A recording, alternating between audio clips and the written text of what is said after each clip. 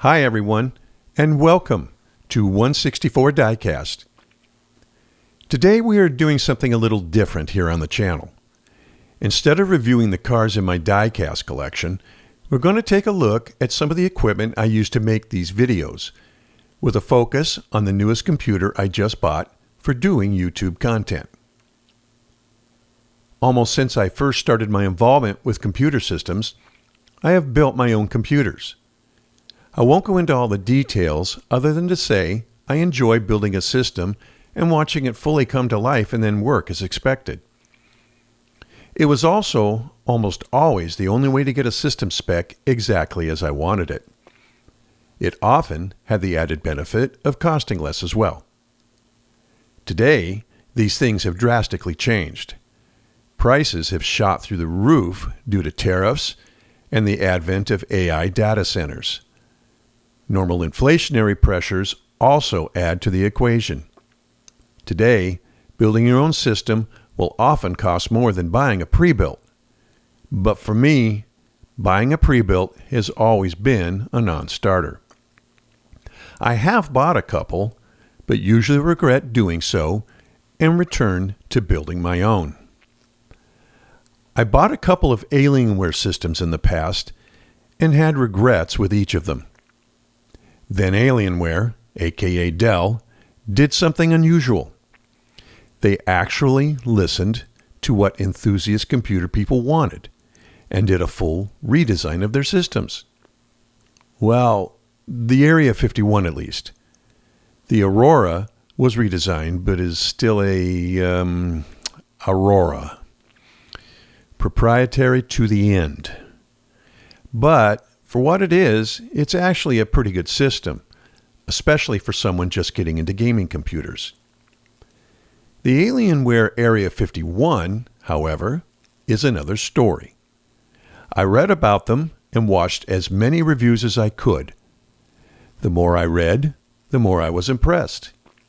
Even Gamers Nexus liked it. Of course, Steve from GN was able to find a couple of issues, but overall was impressed. Here are the websites I viewed to research the Area 51 system. Now keep in mind, most of these are about a year old now. All but one covered the early units, which at that time only came with an Intel 285K processor. As a gamer, that was a no-go for me, not to mention the cost. I believe only one of these reviews covered the AMD Ryzen processors when they became available at the beginning of 2026.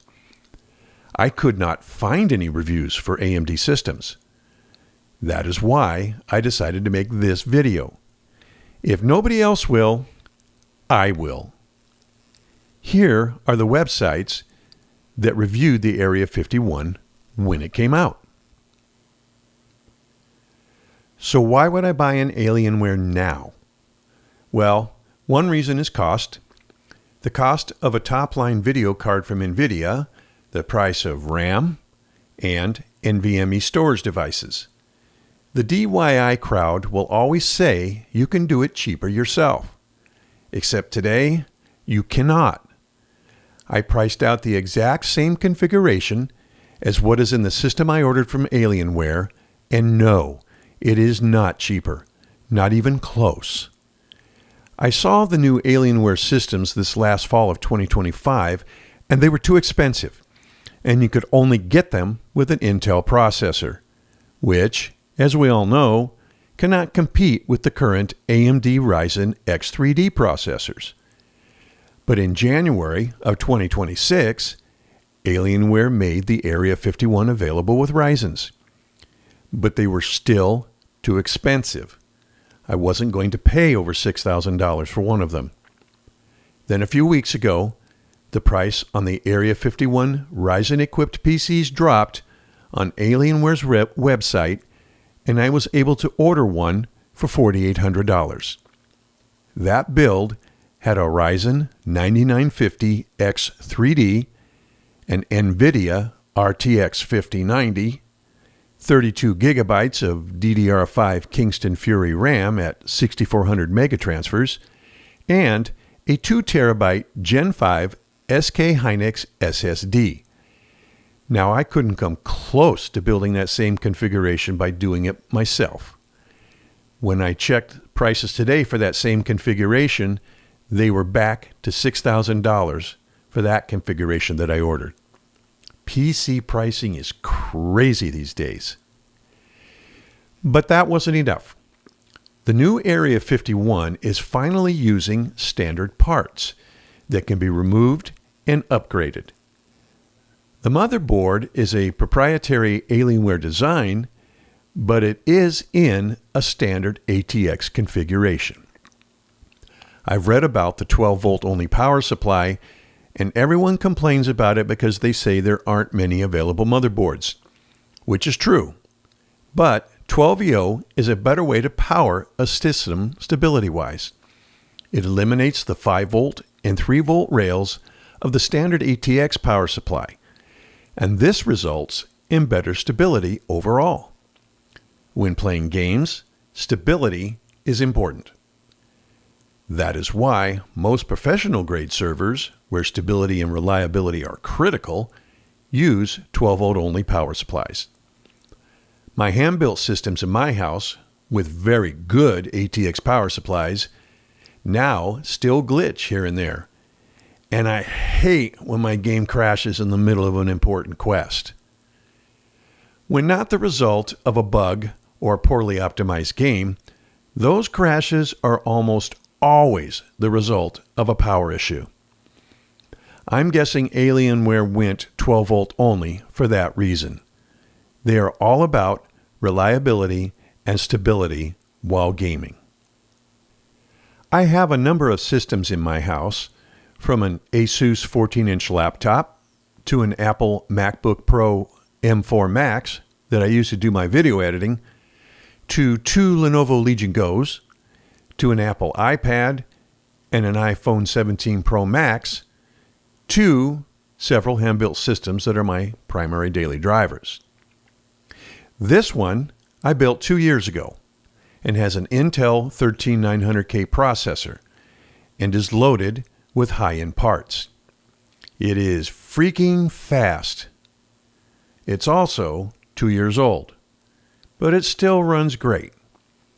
But I am an enthusiast as well as one of those early adopters, and I was very impressed with the new Alienware Area 51.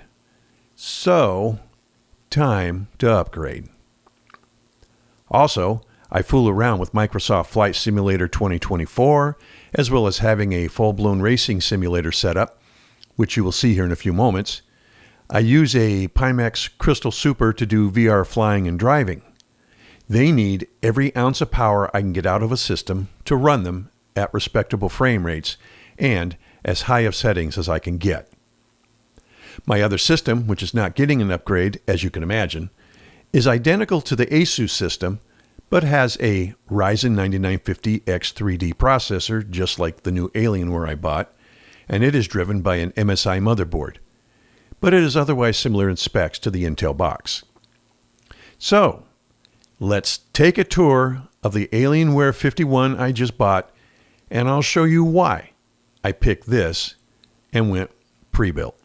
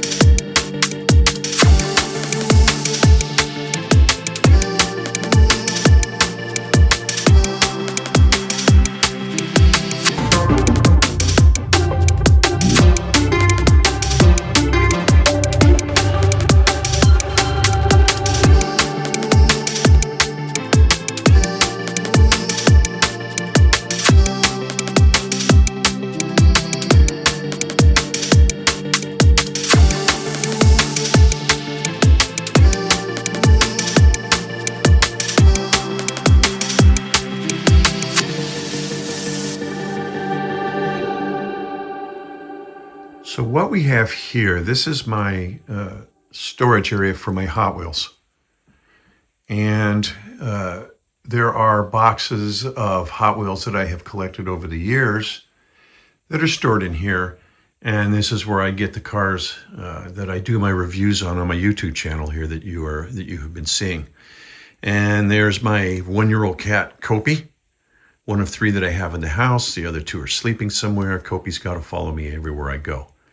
What we have down here is this white system right here was my 13900K, has a 5090 RTX video card in it. That was my daily driver. That's what I did all my regular compute stuff with, like doing my bills and different things like that. I use this particular computer for that. It's an older monitor. It's a LED monitor. Since then, I've got OLED 4K monitors that I use for pretty much everything else. But this is a system I built myself. That's a Lian Li case with ASUS motherboard on it. And that thing has worked really, really great. There's nothing wrong with it. It works perfectly, but it is 2 years old now. So I decided that I wanted to upgrade. And that's why I went ahead and bought the Alienware. So let's take a quick look at what's in the other room with the other systems and the equipment that I use. So this particular room in the house is where I have all the majority of my computer equipment that I use for various different things, whether it's my daily driver system for, doing bills and cruising the internet, doing a little bit of research for some of the videos that I do here. But it's also where I do a little bit of gaming here and there now and then, and I use different computers for different things. This particular thing you're looking at right here, this is my racing simulator. This is, I like to fool around with this and do a little bit of racing simulation. And this is the system that I built to do that with. And what's inside this particular computer that you see down here on the floor, that's got a 9950X3D processor and a 5090 in it. And this is one of those 5K, 2K LG monitors. But I don't always necessarily use this. What I like to do is I have a Pimax Crystal Super right here that I use for doing VR stuff. But when I'm not doing the VR, this is what I'm using. I also use this computer, as you can see by the microphone, is where I do my audio recordings for my YouTube channel for my Hot Wheels at 164 diecast. From there, if we go to the other side of the room, this is the new Area 51 that I just bought that we're going to be talking about here, and we're going to do a little bit of a review on it. This review is not going to be like other reviews you have seen. The main reason I am doing this review is because when I did my research, I looked at Gamers Nexus and I looked at Jay's 2 Cents and Robitech and several other review sites. But the problem is everybody was reviewing the 285K. At that time, these systems were costing close to $6,000 on up, and I was not interested in buying one of those. I was very interested in this system because as somebody who has built their own computers since the late 80s, early 90s, I know a thing or two about these things, and I know a well-built system when I see one. And Alienware has finally come up with a very well-built system, and I like them. So I decided that when I upgraded, if I ever got a good price out of them, that I would probably go ahead and buy one. Well, recently what happened was this system here has a 9950X3D processor with the 5090 RTX in it. It's got 32 gigabytes of Kingston Fury RAM, not the fastest RAM on the planet, but it's more than fast enough. It's got a Gen 5 2 terabyte SK Hynix hard drive, SSD drive in it. And it's a very well put together, very well built high-end machine. And they also are very expensive. This is my Alienware 4K monitor. I have an ASUS 4K monitor that I use with my MacBook Pro out in the other room where I actually do my video editing on.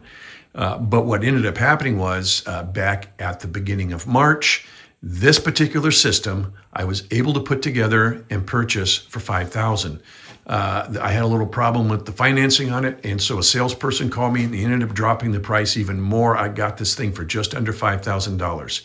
There was no way at today's prices that I was going to build a system with these parts for $5,000. And I was looking to upgrade, so I decided to go ahead and pull the trigger on the Area 51. And that is the reason why we are taking a look at this thing real quick, because I could not find any information. There is virtually no reviews on the AMD 9950X3D or even the 9800X3D processors, or even the newest one, the 9850X3D. So I wanted to do something real quick just to show you a few things about this and what I discovered. I am very, very pleased with this system right now. And so we're going to take a quick look at it so that anybody else who might want to know a little bit about this system can find out about this system and have the information that I was looking for and I couldn't find. So here's a quick look at this system powered on the Area 51 with the Alienware 4K monitor, the OLED monitor. These monitors are absolutely gorgeous, as most of you probably already know. Probably a lot of you already have these particular monitors, and I know a lot of you already have these. Right now, I have not done anything to adjust the lighting or anything on this. I'm still working my way around. I actually opened this thing up. We'll be taking a little bit of a look at in the open case a little bit further on in the video here. Because one thing I always do is I check and make sure they put everything together properly. I also ran some Cinebench tests and monitored the temps and stuff like that. I wanted to see, because if they were running a little warmer than I wanted it to, I was going to pull the cooler off the CPU and do a repaste on it. Because I found by doing that, you can definitely lower the temps by a good 5 degrees or so by repasting. However, what I found on this was the temps were actually very low on both the GPU and the CPU. Even under load running Cinebench, both of them stayed very cool. I was quite amazed at that. And also I put a Western Digital hard drive in here, a 4 terabyte hard drive. And I put thermal pads on the top and the bottom of it, put it on there, and that thing is running extremely cool, even when it's being loaded up as well. So I am very pleased with the temperatures that I'm getting off of this. We are running at idle generally in the mid to high 20s, bumping up a little over 30 degrees at idle, and then running at full tilt under load, hitting about 70 to 75 degrees on the CPU, and running in the low 60s on the GPU and stuff like that. And then again, here is the Alienware monitor that I'm pairing this up with. So I run everything in 4K. I just absolutely will not go back to anything else after having an OLED 4K monitor along with a system that can absolutely pump out everything you want to do on these things in games and everything else. And like I said, I'm using this as my daily driver now. That's where I do all my bills, pay my bills, surf the internet, and I do play games. If the games are just a regular game, like say Skyrim or whatever type of deal, I will play it on this computer. If it's a simulator, I will run that off of my other system that I hand built myself. So anyway, quick look at these, and then we'll get into taking a little bit closer look at the innards of this thing in a few minutes. This is where I actually do my my video editing using Final Cut Pro. I'm using a last year's MacBook Pro M4 Max, and one of the reasons I'm using this screen, it actually turned out to work out for me okay because the screen is bigger, is that about 6 months into this MacBook Pro, the screen cracked all on its own, and because it was under warranty, I took it to the Apple Store.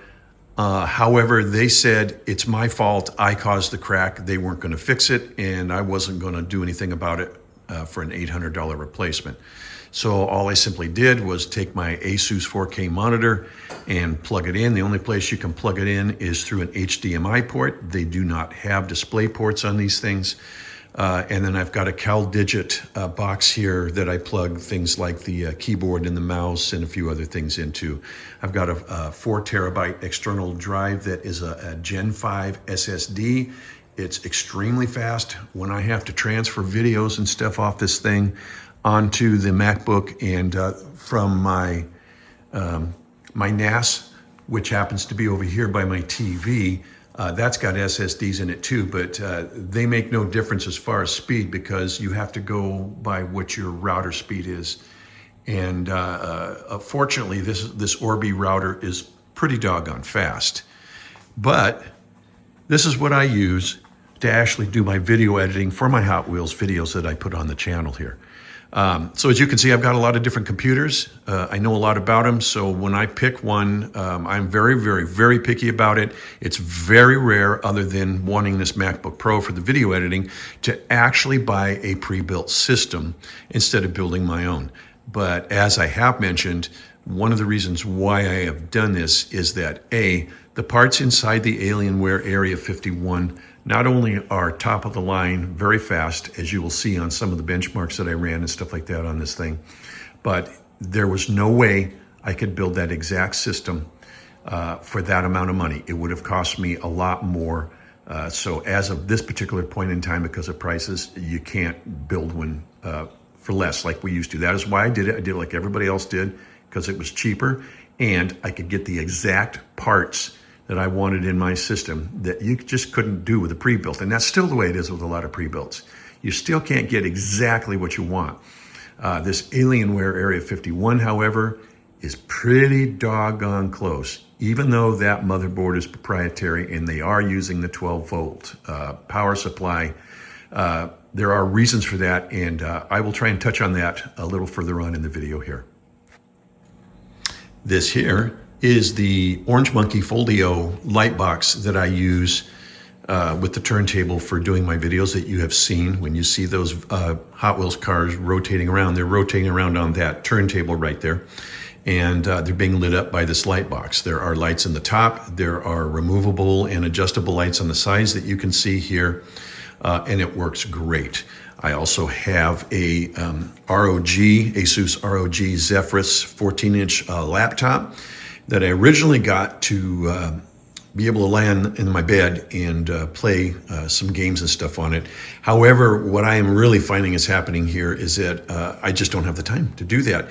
And when I am playing, I want the full fidelity and detail I can get. So I spend more time on my systems in the computer room playing games such as Skyrim and my flight simulator and racing simulators, as well as Fallout 4, and Witcher 3 and things like that. I love playing those kind of games.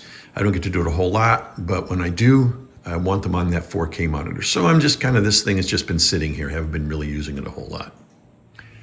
Also wanted to pull the side glass side of the case off so I could give you a look at what the inside of this thing looks like when it's actually running with everything lit up. So I'll see if I can get some images here. So we're going to start right here with the processor and the liquid cooling block that goes over the 9950X3D. There's LED lights underneath that light that. Then back up over here, what you'll find on the side of the AIO is a light bar there that lights up everything from that angle. And then of course, if you take a look here, the 180 fans that are in front are lit up, as well as the 140 fans that are over the power supply unit. It's a 1500 watt power supply unit, 12 volt only. There's a reason for that, by the way. If you look at the connector over here, the reason why Intel came up with that is because it eliminates the 3 volt and the 5 volt rails. It makes the whole system more stable, which was also why Alienware went with only 2 slots for your RAM. It makes it more stable. Stable equates to faster. That's the whole point behind it. I know some people were complaining that I saw in some of the videos that there were only 2 slots and not 4. But to be honest with you, if you're doing this correctly and you have 4 slots, you've got to put them in the alternating slots, either set 1 or set 2. If you do it wrong, you're going to slow your system down. This actually prevents that from happening and eliminates those 2 slots, makes it more stable, makes it a little bit faster. I'm okay with the 12 volt only power supply, even though you can't find replacement boards very well because there aren't a lot of them out there. They're meant mostly for servers and stuff like that. But that's okay. I don't have any intentions of replacing this motherboard. If this is a good solid motherboard, it's not an ASUS, it's not an MSI, but it is more than enough to do what it needs to do. There's our single Gen 5 SSD slot right there. And if we drop below the RTX, there's our dual bay for 2 more SSD NVMe slots. I've got 1 occupied at the moment. I have a 4 terabyte drive in my other system over that I use for my simulators and stuff. I may pull that drive out, but right now I'm not even close to filling up this 2 terabyte, 4 terabyte, totaling 6 terabytes. Not even close to filling that up. If and when that time comes, 1 of 2 things. If prices are still high on RAM, I'll pull the drive from the other system and put it in here. But chances are I'm not going to need to do that because it looks like prices are already starting to drop. This is the RTX 5090. This is a Dell 5090. So it's a little bit different. You've probably seen all the videos, so I will not go into this bracket over here that holds it in place, but it makes it very solid. There's other things on there. If you look at Jay's 2 Cents or Gamers Nexus or Robitech or any of those others that have done reviews on these things, you'll be able to see all that kind of stuff. I highly recommend you go look at their stuff. I looked at every single review I could find on these things before buying this because I wanted to make sure this is what I really, really wanted. I wasn't going to build another system. I knew that I was going to be buying a pre-built. And I've had Alienwares in the past, not really cared for them all that much until now. So it's a pretty nice little system. And the positive airflow that I've heard some people complain about, no problems. You'll notice the sealing strips along the top right here. Okay. That's to seal this thing off so that air can't escape from the sides or any place where it's not to escape from. It's supposed to all escape from the back. And again, you probably have seen all the videos about why they don't put the fan in there and stuff like that. I'm perfectly fine with that. I've always wondered if this was a good idea. Their testing seems to show that it has. I saw a few videos that don't think that that's the case and think that it cools better. I think Justin Tech in his video actually did a reverse where he reversed the AIO fans and got some cooler temps. To be honest with you, if I'm running in the high 20s, low 30s at idle and running in the 50s and 60s under load, I don't need to change anything in here. I have no intentions of upgrading this at all. It's fine the way it is.